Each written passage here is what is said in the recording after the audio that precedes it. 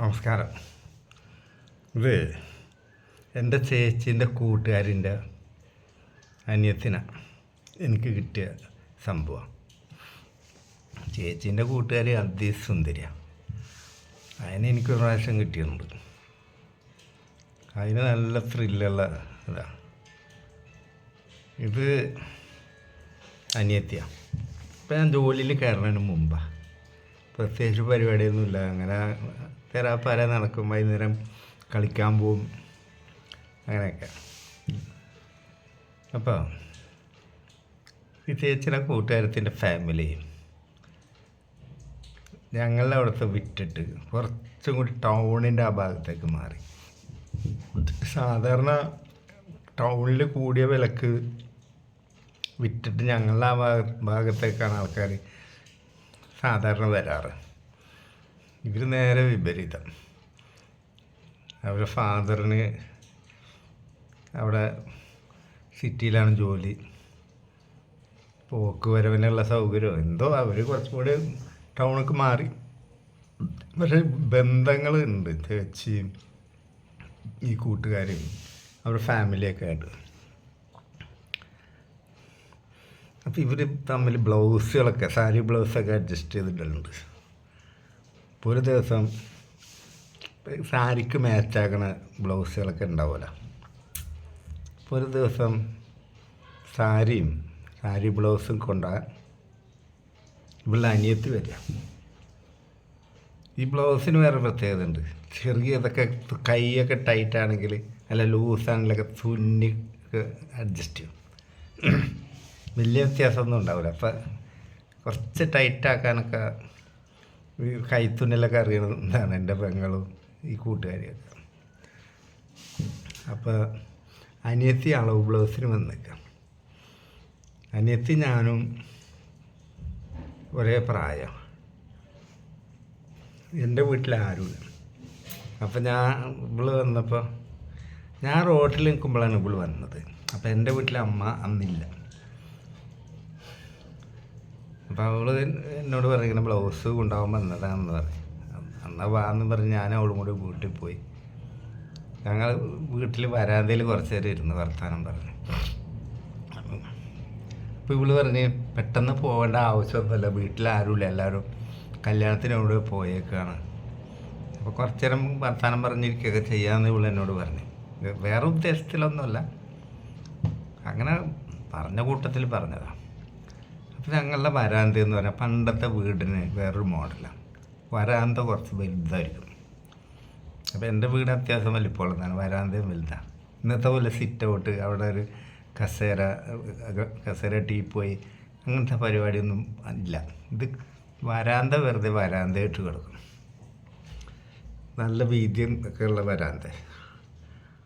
അതിന്ന് സ്റ്റെപ്പ് കയറിയിട്ട് വേണം ഈ ഇവിടെ ഫ്രണ്ടിലെ ഡോറ് തുറക്കണം. എൻ്റെ വീടിൻ്റെ സ്ട്രക്ചർ എന്ന് പറഞ്ഞാൽ ഫ്രണ്ടിൽ നേരെ കാണുന്ന ഒരു ഡോറ് തുറന്ന നടുവിലത്തെ മുറി, ലെഫ്റ്റിലത്തെ തുറന്ന തെക്കേ മുറി. ആ മുറിയാണ് എൻ്റെ. ആ മുറിയിൽ നിന്ന് ഈ നടുവിലത്തെ മുറിക്ക് വരാം. അങ്ങനെ പിന്നെ ഈ റൈറ്റ് സൈഡിലും ഡോറുണ്ട്. അത് സ്റ്റോർ റൂമിൻ്റെ അങ്ങോട്ടൊക്കെ പോകാം. ഒരു ഇടനാഴിയൊക്കെ ഉണ്ട്, അതിൽ പോയാൽ. അതിപ്പോൾ ഇതിൽ പ്രസക്തിയുള്ള കാര്യമൊന്നുമല്ല, പറഞ്ഞതാണ്. അപ്പം ഞാൻ വീടിൻ്റെ വാതിൽ തുറന്നിട്ടില്ല, ലോക്ക് ചെയ്തിട്ടില്ല, വെറുതെ അടച്ചിട്ടുള്ളൂ ഫ്രണ്ടിൽ നിന്ന്, ലോക്കിടല്ല. അപ്പോൾ ഇവള് ഞാനായിട്ടൊക്കെ അങ്ങനെ വർത്താനം പറഞ്ഞിരിക്കുക. അപ്പോൾ ഇവളുടെ ഞങ്ങൾ ഒരു സ്കൂളിലല്ല പഠിക്കുന്നത്. അപ്പോൾ ഇവളുടെ സ്കൂളിൽ കുറച്ചും കൂടി എന്താ പറയുക, പഠിപ്പിസ്റ്റുകളുള്ള സ്കൂളാണ്. അപ്പോൾ ഇവൾ ആ സ്കൂളിലെ വിശേഷങ്ങൾ, ഞാനും പഠിപ്പിസ്റ്റിൻ്റെ സ്കൂൾ തന്നെ സെൻറ്റ് ജോർജ് ഹൈസ്കൂളിലാണ് പഠിച്ചത്. പിന്നെ അവിടുന്ന് 9 പഠിക്കുമ്പോൾ എന്നെ പറഞ്ഞു വിട്ട് TC തന്ന് പിന്നെ ഞാൻ ഗവൺമെൻറ് ഹൈസ്കൂളിലാണ് പോയി പഠിച്ചത്, എടപ്പള്ളി നോർത്ത്. അപ്പോൾ ഇവളുടെ സ്കൂളിലെ കുറേ പ്രത്യേകതകളാണ്. അപ്പോൾ ഞാൻ എൻ്റെ സ്കൂളിലെ കുറേ തള്ളും ഒക്കെ പറഞ്ഞ് ഇങ്ങനെ കുറച്ച് നേരം കഴിഞ്ഞപ്പോൾ പിന്നെ വിഷയങ്ങൾ കിട്ടല്ല. അപ്പോൾ ഓരോ വർത്താനമൊക്കെ പറഞ്ഞപ്പോൾ ഇവളെന്നോട് വെച്ച് ഇവിടെ വായിക്കാൻ എന്തെങ്കിലും ഉണ്ടോ ചോദിച്ചേ. അപ്പം ഞാൻ ചോദിച്ചു, നീ സെക്സ് ബുക്ക് വായിച്ചിട്ടുണ്ടോ ചോദിച്ചു. അപ്പം അപ്പോൾ അവൾ പറഞ്ഞ് ഞങ്ങളുടെ ക്ലാസ്സിലെ മുതിർന്ന കുട്ടികളുടെ അടുത്ത് ഉണ്ടാവലുണ്ട്, പക്ഷെ ഞങ്ങൾക്കൊന്നും തരൂല, നിനക്ക് വായിക്കാൻ ഇഷ്ടമാണ് അയച്ച്. അപ്പോൾ അവൾ എന്നോട് നിൻ്റെ അടുത്ത് ഉണ്ട് അയച്ച്. ഉണ്ട് പറഞ്ഞു. എൻ്റെ അടുത്താണെങ്കിൽ ആ പുസ്തകത്തിന് നല്ല ഐശ്വര്യമുള്ള പുസ്തകമാണ്. എൻ്റെ അടുത്ത് അപ്പം കറണ്ട് വീട്ടിലുള്ളത്. ആ പുസ്തകം കൊടുത്ത് അടുത്ത വീട്ടിലൊരു ഷേഡ്സിനെ ഞാൻ ശരിയാക്കിയിട്ടുള്ളൂ. ചില ബുക്കുകൾ വായിച്ചാലേ നമുക്ക് പെട്ടെന്ന് കമ്പിയാവും. അങ്ങനത്തെ ഒരു പുസ്തകം. പിന്നെ എൻ്റെ ഒരു അഭിപ്രായം ഞാൻ പറഞ്ഞുതരാം. ഇപ്പോൾ സെക്സ് ബുക്കുകൾ കുറവാണ്, ഫോൺ വീഡിയോസാണ് നമ്മുടെ ഫോണിൽ എപ്പോഴും അവൈലബിളാണ്. ഇൻ്റർനെറ്റും ഏത് വെറൈറ്റിയും കാണാം.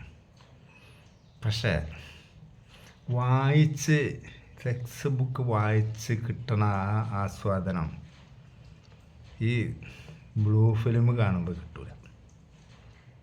ഏതോ മലയാള മനോരമ വീക്കിലിൻ്റെ ഒരു പരസ്യത്തിൽ പറഞ്ഞ് എനിക്ക് ഓർമ്മയുണ്ട്, എൻ്റെ മക്കളെ ഈ വായിച്ച് മനസ്സിൽ കാണുന്ന അത്ര സുഖം ടി വി ഒന്നും കണ്ടാൽ കിട്ടൂലെന്ന്.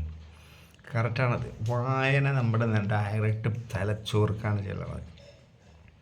നമ്മളെ വികാരം കൊള്ളിക്കാൻ വായനക്ക്, അക്ഷരങ്ങൾക്ക് നല്ല കഴിവുണ്ട്. അപ്പോൾ ഇവളൊരു ഹാഫ് സ്കർട്ടാണ് ഇട്ടേക്കണം.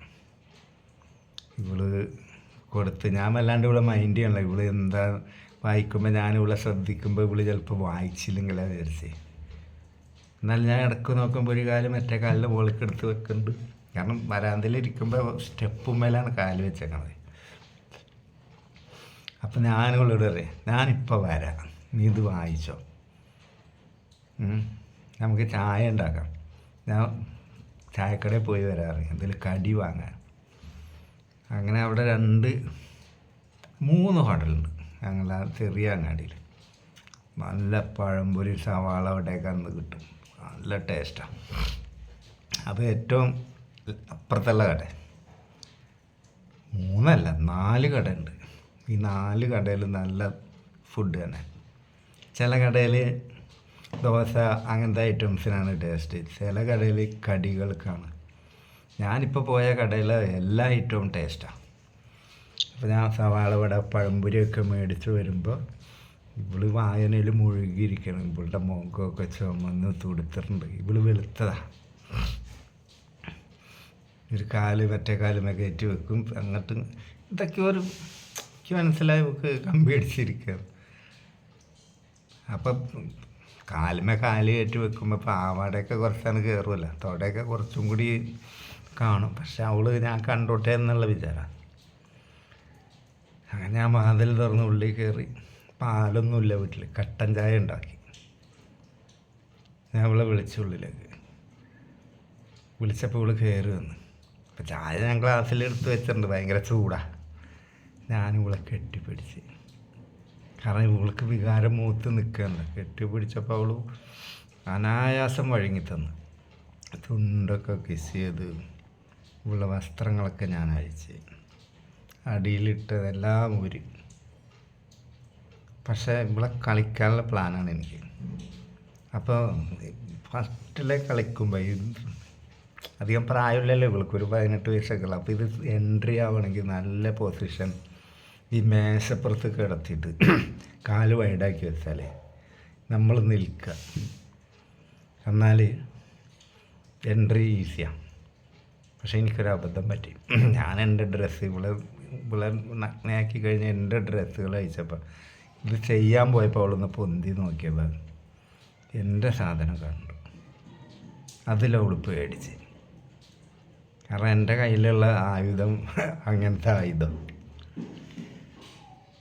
പേടിച്ച പിന്നെ ഇവർക്ക് ഇതാണല്ലോ അതിൽ കയറാൻ പോകണമെന്നുള്ളൊരു ഭയം അവൾക്ക് വന്നു. എത്ര ശ്രമിച്ചിട്ടും അത് അതിൻ്റെ ഉള്ളിൽ എൻട്രി ആവില്ല. ഒരു പ്രാവശ്യം അല്പം ബലം പ്രയോഗിച്ചപ്പോൾ അവളുടെ കണ്ണിൽ നിന്ന് കുടുകുട വെള്ളം വരുന്നുണ്ട്. അപ്പം ഞാൻ ആ ശ്രമം ഉപേക്ഷിച്ച്, ഇല്ല ചെയ്യൂല അത്. അത് സ്റ്റൂള് നീക്കിയിട്ട് അവിടെ ഇരുന്ന് ആളതേ പൊസിഷനിൽ കിടക്കുക. പിന്നെ ഞാൻ ടങ്ക് ഉപയോഗിച്ച് കുറേ നേരം ആക്കി. ഇത് കഴിഞ്ഞ് അവളെ ഞാൻ പൊസിഷൻ മാറ്റി. നീളത്തി കിടത്തി. അതായത് ആദ്യം നമുക്ക് അഭിമുഖമായിട്ട് കാല് വൈഡാക്കിയല്ലേ വെച്ചാണ്. ഇത് നേരെ കട്ടിലുമേലൊക്കെ ഒരാൾ കിടക്കില്ല, അതേപോലെ കിടത്തി. മറ്റേ ചെറിയ ക്ലിറ്റോറിസ് ഉണ്ടല്ലോ, ഇപ്പം നമ്മളുടെ ഭാഷ പറഞ്ഞാൽ കന്ത്, അത് ഞാൻ 2 വിരലുകൾക്കിടയിലാക്കിയിട്ട് പെണ്ണുങ്ങൾ സ്വയംഭോഗം ചെയ്യണ പോലെ എൻ്റെ കൈയും കൊണ്ടടിച്ചു കൊടുത്ത്. കുറച്ച് ഒരു 3-4-5 മിനിറ്റ് അടിച്ചപ്പോണ്ട് പെണ്ണ് തലയൊക്കെ കൊണ്ട് ഉയർത്തി വെട്ടി വിറച്ച്, അതായത് അവൾക്ക് വന്നു. അത് കഴിഞ്ഞ് കുറച്ച് നേരം അവളവിടെ കിടന്നു. അപ്പോൾ എൻ്റെ കാര്യം പൂർത്തിയായിട്ടില്ല. അപ്പം ഇവളങ്ങനെ ചെയ്യാനും എനിക്ക് മനസ്സ് വരണില്ല. ഇവൾക്ക് പേടി, വേദന. പിന്നെ ഞാൻ അവളോട് പറഞ്ഞേ, ഞാൻ നിനക്ക് ചെയ്തു തന്ന പോലെ നീ എനിക്ക് കൈ കൊണ്ട് ചെയ്തു തരാൻ പറയും. അങ്ങനെ കുറച്ച് നേരം അവൾ എനിക്ക് ആണുങ്ങൾ സ്വയംഭോഗം ചെയ്യണം അതേപോലെ ചെയ്തു തന്നു. കുറേ നേരമായിട്ട് മരുന്നില്ല. ലൈറ്റൊക്കെ നല്ല പ്രകാശമുണ്ട് റൂമിൽ. അല്ല ഞാൻ പറഞ്ഞു സ്പീഡിലാക്കണം, കുറച്ച് നേരം പിടിക്കും പറഞ്ഞു. അങ്ങനെ ഉണ്ട്. എനിക്കിങ്ങനെ വരാനായി പിന്നെ തെറിച്ച് ടേ ടേ ടേ എന്ന് പറഞ്ഞ 5-8 നിലയാണ്ട് പൊട്ടി. അതിൽ തുണിയൊക്കെ എടുത്ത് തുടച്ച് നിലത്തൊക്കെ വീണ് അതൊക്കെ ക്ലീനാക്കി. അപ്പോൾ ഇവിടെ എന്നോട് ചോദിക്കണേ, ഇങ്ങനെയാണ് ആണുങ്ങൾ ചെയ്യണത് ചേച്ചി ആന്ന് പറഞ്ഞ്. അപ്പോൾ ഞാൻ പറഞ്ഞ പെണ്ണുങ്ങൾ ചെയ്യണ പോലെയാണ് നിനക്ക് ഞാൻ ചെയ്തു തന്നത്, നീ ഇതിനു മുമ്പ് ചെയ്തിട്ടുണ്ടോ ചേച്ചി? പറഞ്ഞില്ല പറയും. എന്നാൽ നീ ഇനി ഇടയ്ക്ക് ചെയ്തോ, ചെയ്യുമ്പോൾ എന്നെ വിചാരിച്ചാൽ മതി, ഞാൻ നിനക്ക് ചെയ്തു തന്നില്ലേ. അല്ലെങ്കിൽ എന്തെങ്കിലും പുസ്തകം വേണമെങ്കിൽ ഇനി ഞാൻ തരാം, അത് വായിച്ചിട്ട് ചെയ്താൽ മതി, ആരോഗ്യത്തിനൊക്കെ വളരെ നല്ലതാണ് എന്നൊക്കെ പറഞ്ഞ് അവളെ സോപ്പിട്ട്. പിന്നെ അതിനങ്ങനെ ഒരു ചാൻസ് കിട്ടിയിട്ടില്ല, പറ്റിയിട്ടില്ല. പക്ഷെ അതിൻ്റെ ചേച്ചനെ എനിക്ക് കിട്ടി. അതൊരു കളിയായിരുന്നു മക്കളെ. അതിൻ്റെ കണ്ണും മുഖമൊക്കെ ഉണ്ടല്ലോ, എന്തൊരു ഭംഗിയാണ്. ഈ അനിയത്തിക്ക് അത്രയും ഭംഗിയില്ല, ചേച്ചി ടോപ്പാണ്. അതിൻ്റെ ശരീരത്തിൻ്റെ ഷേപ്പ്, മുടിയാണെങ്കിലോ ഇത് എത്രങ്ങാനും മുടിയായിരുന്നു ആ പെണ്ണിന്. ഇപ്പോൾ അവരൊക്കെ ഉണ്ടാവോ, ഉണ്ടെങ്കിൽ തന്നെ എവിടെയാണ് ഒന്നും അറിയില്ല. നമ്മുടെ ലൈംഗിക അനുഭവ കഥകളിങ്ങനെ ഓർമ്മയിലിങ്ങനെ വരികയാണ്. എന്നിട്ടും എൻ്റെ സ്റ്റോക്ക് തീരണില്ലല്ലോ. ഞാൻ തന്നെ ഇങ്ങനെ ആലോചിക്കണം, എന്താണ് ഇതിനും വേണ്ടൊക്കെ എനിക്കിങ്ങനെ അനുഭവങ്ങൾ ഉണ്ടാകാൻ കാരണം. ഒരു അറിവില്ല, അസാധാരണമായിട്ടുള്ള സംഭവം. എൻ്റെ കൂട്ടുകാരൊക്കെ എന്നോട് പറയും നിൻ്റെ ഒരു ഭാഗ്യമാണ്. കാരണം ചില സംഭവമൊക്കെ കൂട്ടുകാരെ അറിയും. കഴിഞ്ഞ ദിവസം ഇവിടെ എടുത്ത ഫോൺ വിളിച്ചോ പറഞ്ഞേ, നിൻ്റെ മറുകുള്ള സാധനം ഉണ്ടല്ലോ അതിപ്പോഴും വർക്കിംഗ് ആണ്, ഇപ്പോൾ പുതിയത് ഏതെങ്കിലും ചെയ്ത് കൊടുക്കണ്ടോന്ന്. ഞാനൊന്ന് ചിരിച്ചോളൂ. അപ്പോൾ അവന് മനസ്സിലായി, അന്നാ മൂത്താലും മരം കയറ്റം നിർത്തൂല എന്ന് പറഞ്ഞില്ലേ. അതൊക്കെ അങ്ങനെ കിടക്കും. നമുക്ക് കഴിവുള്ളിടത്തോളം കാലമൊക്കെ പെണ്ണുങ്ങൾക്ക് നമ്മളോട് താല്പര്യം ഉണ്ടെങ്കിൽ അത് നടക്കും, നടന്നിട്ടേ ഇരിക്കും. അപ്പോൾ നമസ്കാരം. ഇനി അടുത്ത വീഡിയോ നാളെ.